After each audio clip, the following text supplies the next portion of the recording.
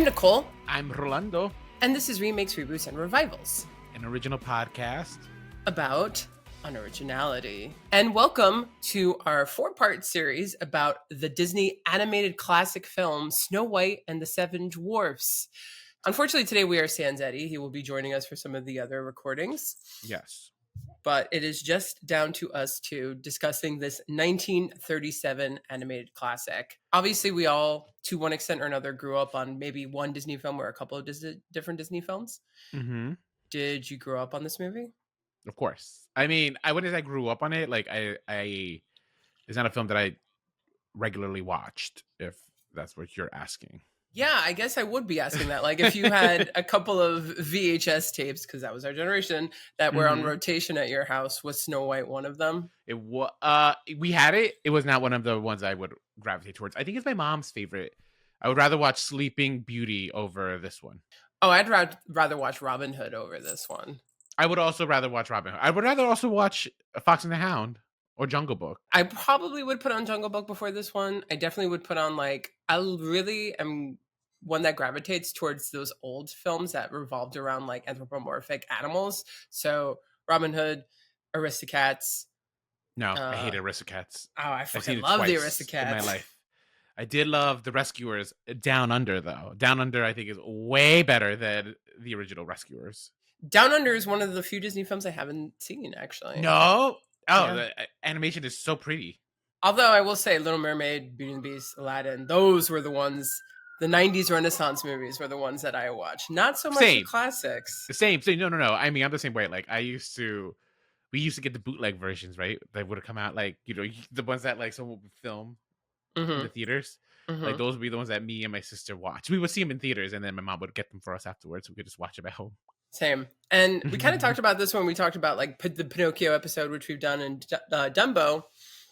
The older films are way darker than the newer films, especially when you go back upon rewatch. Pinocchio in particular, I think, is it's very dark. Yeah, I would say so. I would agree. And I think even as a child, even watching it, kind of skeeved me out. I will say that growing up, I loved the Hi-Ho song and I loved the dwarfs, but the witch actually effectively scared me as a child. I mean, let's say this about this 1937 film. It holds up. Like, the animation is still top notch. The animation absolutely is one that I don't think can ever really be beat. I think also body dysmorphia and having your body change and being a child and watching that, like, not understanding that, really, really scary. But this is part one. So we're focusing on the original, the 1937 film. And a lot of the time it gets credited as, like, the first feature-length animated film of all time. And, you know, for all intents and purposes, it very much is that. It's not the first animated film that was ever made, but kind of like how The Jazz Singer in 1927 gets credited for being, like, the film that started sound. You know, this is the film that made animation mainstream. And as far as I'm concerned, I don't think there was, like, a big Hollywood movie that was a feature length that was actually fully animated. Like, it really was quite the feat for its time. Some clarification too, it was the first American feature length animated film. And when this film came out, I mean, it was a smash. It was the highest grossing movie of all time, and it held that title for a whole year before Gone with the Wind took it over. But when it came out, it was a huge deal. The opening night premiere was attended by the likes of Jude Garland and Marlene Dietrich. I think even political figures were there, and it got a standing ovation. Yeah. It was nominated for many Academy Awards, and it won a special one. Walt Disney won a special one for its achievement. The media, for all intents and purposes, hasn't really changed much in 100 or so years. Like, we do still crave, like, salacious news and to see people fail. I wonder if that was, like, what was going on back then. Like, people wanted to see this movie flop, like, because it was the first feature film that was animated. I mean, I'm fairly certain, like, people were just saying, because didn't he funded this himself, right? Yeah, I mean, like, he put his he was just taking out loans left and right. He just put his name on the line, and I'm pretty sure, like, the media was just ready to just watch this flop and just smack him in the face and stuff, and quite the opposite. You know that this movie was not directed by Walt Disney? I just saw he funded it. I didn't think he actually directed it. Yeah, so he produced it. And at the Oscars, producers are the ones who take home the best picture and all that. Hmm. It has like 5 different directors. One is the supervising director, and then there's about 4, maybe 5 other sequence directors, because they all kind of Mm. broke it up, It and they makes all did, sense, right? yeah, Because segments they were of the like figuring film. out, because like for this project, like they were filming out how to film animation, right? Like because they changed techniques for animation, period, and the story, right? They Like did, how we get yes. like more depth in a cell is not just through the animation, but in fact how we film it, right? Like the layers that you put it in, and then like how you move the camera. So Yeah. yes, that makes sense that there was a lot of directors for this animated film. No, absolutely, yeah. Well, also, they were accustomed to only making 5-10 minute films that would play in between a double feature, and Hmm. people weren't even convinced that a whole feature length film would hold people's attention at the time. And that's when Disney was like, okay, well, we got to tell a classic story, you know. And that's when he came up with, he kind of thought about a bunch of different stories. He considered other ones. He considered Alice's Adventures in Wonderland. He Which they would also, eventually make. yeah, and then I think a Greek mythological one he even considered for a Oh my part. god, and they became Hercules. Well, when they realized that the fairy tale was like a successful market, they kind of put all of their eggs in that basket. And Hmm. for their first couple of films, they did it. Then they started branching out, and then they were like, let's go back to the old reliables, like with Cinderella and Sleeping Beauty, and even till today, up to freaking Frozen and whatnot. So Yeah, I think Frozen was like our first like. I mean, that's like stretching it. Like that's not the real story of the Ice Queen, but sure. yeah, well, yeah, that is one thing Disney is known for. By the way, when we talk about story, do you want to briefly summarize what Snow White and the Seven Dwarfs is about? Sure. Snow White and the Seven Dwarfs is about a young princess who is going to be murdered by her stepmother because the stepmother is jealous of her beauty, which I think is described in the most sickly way possible. It's just like lips as red as blood and her skin as white as snow. Just like that does not sound like a healthy person. She is about to get murdered, but the huntsman lets her know and decides like you have to go save yourself. So she goes, runs off into the woods, and eventually finds a cottage, and she ends up like I guess like squatters' rights with this cottage, and she finds out that this cottage is actually inhabited by 7 dwarves. Quick, name all They of them. bashful, dopey, grumpy, sleepy, sneezy, Doc. We're missing one. Yep, everybody always misses one. Did you Uh, say happy? Oh, happy. You're right. That's it. That's Happy. the one I There you missed. go. Happy. Happy. Yes. Inhabited by the 7 dwarves. They befriend her. Everyone's all copacetic and happy until the Wicked Witch discovers that Snow White is actually still alive, and she turns herself into like an old lady, and which is okay, sure. As she Yeah. decides to, tempt Snow White with a apple, and Snow White falls under a spell, and the spell can only be broken with true love's kiss. And surprise, surprise, some guy who just randomly goes around kissing women in coffins awakens her. Awakens her, yeah, and saves the Yeah, day. that is Absolutely. basically the plot of the film. That is actually like it's a short film. I mean, It's incredibly for a short. feature, yeah, Yeah. And that's the one thing I'm like, wow, in terms of keeping the story going, it's pretty good at that. I mean, it's kind of a lot of, Snow White just being precious in the middle of the woods or in the cabin of the Seven Dwarfs. There's hmm not that much else that's going on. If you kind of take the story, it could have technically been told in 10-15 minutes. sure. Uh, This is but actually it's why it's actually my kind least of favorite movie, though. enjoyable. This is what? That's why it's my least favorite movie of the Disney like old films, because I think Snow White is insufferable. I hate her voice. Mm-hmm, Like mm-hmm. her voice is so irritating, like the and then like kind of like just singing Whistle While You Work. Uh and then just like I hate her movements. I don't know. I just hate Snow White. Okay, so let's also think about the fact that it's the 30s. Like, popular music was very different back then. I mean, Sure. I don't even know if jazz was as ubiquitous as it became, like in the 40s into the 50s. And back in like the 30s, the on-screen couple was Jeanette MacDonald and Nelson Eddy. Do you know these names? Come on, Nope. Nicole. So You they kidding? did 10 freaking movies together throughout the 30s and early 40s. One of them being like Rosemary. So, but they would stand there and be like, I love you. I love you.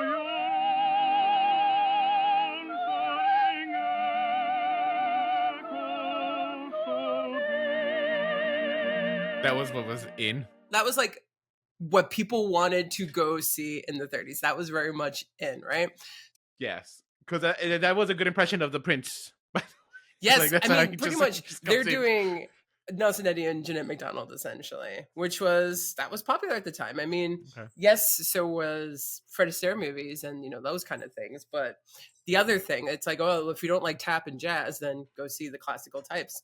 sure. Kind of quickly became out of fashion somewhere in the 40s and after the World War, but this is very much of its time. Now, having said that, I do think that the music holds up. I think Someday My Prince Will Come is a very lovely melody. But her as a character, she has no fucking personality. And I'm like, was this the She doesn't. ideal of what a woman was back in the 30s? Because that is terrible. Probably, and in the Trump era. Yeah. Yeah. Uh, and it's like, I'm sorry, of course she's terrible. And Lucille Laverne is the one who does the name of the witch. But oh my gosh, she has so much personality. And I don't blame her for getting pissed off that this little like bitch is stealing all of her attention. I mean, in terms of the people that I actually wanted to follow, the Queen's more interesting, and I would have loved to have followed her for a 75-minute film. Don't say Technically that, not because then we would Snow have gotten a Gal White. Gadot movie for 75 minutes, just wandering around the castle lost, probably. And that's the thing too. It's like it's amazing how, these they're animated, right? And Hmm. yet the way that they drew them is so dynamic. And to the Yeah. point where I'm wondering for this new film, and we'll talk about that as in part two, like, are they going to be able to capture kind of some of the dynamicism that was done in these hand-drawn animations? I Oh, wonder. I could tell you from seeing the trailers, probably not. I'm going in with like the lowest bar imaginable for this film. So, and to your point, the reason they were able to catch such movement, right? It was rotoscoping. This film was rotoscoped, right? Which was a technique I think created for this film. You can correct me if I'm wrong with that one, but I'm pretty sure like this was one of the big pioneers for that film. And it changed again. This film is historical. It is important. It did change animation. It did create a brand new medium for feature Hmm. length films. It has my respect for those reasons. I also read that Disney showed his staff German expressionist films like Nosferatu and the Cabinet of Dr. Mm. Caligari. You can see And that most you certainly could in the dark woods scene. absolutely you could see that. And it's actually they're quite astonishing animation. Hmm. He also showed them the transformation scene of the 1931 Jekyll and Hyde, and they pretty much use that as like the way that they approach the transformation scene of the witch into the Oh, decrepit old woman. that's why it looks Uh, so good. It looks so good. It it still looks looks so like I'm good. watching it on the big screen TV. Like I've seen this Yeah, movie a few times, right? And so just like I'm happy attention, but even then, there's certain scenes, sequences that will just still captivate you and just grab your attention, and that was certainly absolutely. one of them. And they're all concerning the witch, in my opinion. The chase at the end too, the way that they draw her and the way she runs and her face, it just brings me back to my childhood. I'm like, this is creepy. Hmm. I don't Hmm. know what it is about the way that they draw her because it's like kind of like you said, it's a little fucked up that in order to be a villain, they just turned her into an elderly person. Was it supposed to be anti-Semitic? I think it was also supposed to be anti-Semitic as well. I The thought that's what idea you were of gonna say. It's just like that's why it's fucked up because yeah. I don't think she's as obvious as some other ones are. Like some of the Bugs Bunny witches are very, very clearly anti-Semitic. But the Bugs But Bunny witch, that did that predate the Wicked Witch no, of the no, West? No, yeah, I was no. gonna say like because they almost got in trouble for using that kind of green on the on the witch. Yeah, she's kind of like an Yeah. amalgamation of both the Witch from Snow White and the Wicked Witch of the West. Mm. So, what about the dwarfs I don't know. I mean, they're as just characters? seven gay men living in the woods. Okay, so they're gay. Just no, I don't think they're gay. Maybe. I mean, there are seven men just living in the woods together. I assume there's probably dwarven orgies happening regularly. Now, I wish Eddie was here. He'd be fantasizing. Do you have a favorite dwarf? Is it obvious? It'd be Is it probably Grumpy. Grumpy? It Yeah, was it'd probably Grumpy. Yeah. be Grumpy. Grumpy also had the best merch at Disney World. I'll admit. Also, Yeah, he's also got the most personality at the end of the day. Like he does. Yes, and he has like Sneezy just sneezes. right, and he has like an actual growth. Yeah. Like you actually see him. I wouldn't say develop, but like he does change a little bit by the end. He's not as grumpy. Upon rewatch, I was like, man, I wish there was a little bit more there for me to read into that. Because everyone's just portrayed a little too wholesomely and blandly. And But asexually. And asexually, I like absolutely. absolutely that one oozing. Even I mean, how old was Snow White supposed to be? I am assuming it's, like, no more than 18. I think she's supposed to be younger, to be honest, but Yeah, she doesn't look. I mean, she doesn't have the body of like a 16-year-old, in my opinion, right? But that was par for the course back then. Because I think, that's true. yeah, like look at Aurora. She was 16, right? And she was just stacked. Like Disney just She truly loves it. was, yeah. Can we, though, talk about Snow White's haircut? I'm gonna hold my Snow White haircut discussion for the live action adaptation. But sure, will you have beef with Snow White's hair? The whole argument of her being young and attitude, yeah, but that haircut makes her look like she's 40. I don't know. She's just annoying. I just find her so like I do find her annoying. If I were her wicked stepmother, I would want her to die just because why are you talking to rats in the woods? Girl, no. You're a princess. Live like a princess, which is I'm assuming the kind of thread they're going to be going into the new one. Uh from my reads of the trailer. So we'll see. Mm. But yeah, because I feel like that's the big disconnect between the queen and the princess here is that like she's about the rodents and like fair life and everything, and like the queen is about vanity, obviously. Uh I've never liked Snow White. But interesting, but like I said, this is my mom's favorite Disney movie. She actually her and my dad got into a fight about naming my sister because she wanted to name my sister Blanca, right? Blanca Nieve. So my sister was Wow. almost named Snow White, and my dad fought very hard to like not let that be the case. So Wow. Oh my god, I can't even imagine if that was your I think my sister. I mom is a wonder. Disney adult. I mean, this is a film that I respect. This is a film that I do think is quite beautiful to look at. Hmm. I have no emotional response to it, unfortunately, outside of The Witch and particularly the ending. Hmm. And it's one that was inevitable when they've been doing all of these films. But, whenever you think about how are they going to do this, I mean, it's such a product of its time. Yeah. I mean, it worked and it was such a hit in 1937 for a reason. Now, this film it's widely admired. It's been re-released many, many times. It's Hmm. the special, like it's the first Disney film, so it'll always be special. We haven't seen the film. It hasn't been released yet as far as we're recording this. Hmm. I am I'm like, is this movie gonna work? Because if you're kind of paying attention to any of the pre-release, there's been some drama. Oh yeah, I mean we could go over the drama right now. The big news story is that Disney is not having the press at the premiere, right? Which usually signals that Disney is very much aware that this is going to be a train wreck. Of course, I feel like the studio's also kind of like trying to pivot the story. I feel like this is a studio kind of pivot the story to be that there's drama between Rachel Zegler and Gal Gadot, pitting woman against woman. Now, granted, they do have diametrically opposed views on the Middle East crisis, so maybe Mhm. it could Mhm. be it could very well be that. It's interesting though because some early reports have come out from websites like IndieWire, and they're like, "Oh wow, Snow White is actually pretty good," and I'm like, "That was planted." They are There's no way. so I don't yeah. believe that for like unless they're going in there with the lowest possible bar. There's no way anyone will come out of that movie theater saying this was pretty good.